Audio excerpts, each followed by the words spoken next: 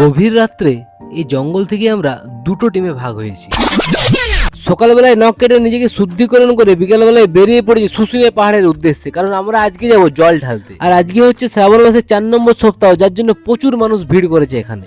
মানে এত ভিড় হয়েছে এই রাস্তাটাও বন্ধ করে দিয়েছে। আর এই দোকানগুলো থেকে সবাই কি সুন্দর সুন্দর তিলক নিচ্ছে। আর আমি নিয়েছি এটা ফেটি, কারণ এটা বৃষ্টির মধ্যেও গুলবে না, আবার স্কিনও কোনো প্রবলেম সৃষ্টি করবে না। আর তারপর অন্য একটা দোকান থেকে জলের কৌটার একটা ব্যাগ কিনে পর আমাদের ঠেককে এলাম। এখান থেকে অল্প একটা মুড়ি খেয়ে পর বেরিয়ে পড়লাম শুশুনিয়া পাহাড়ের পেছন দিকে।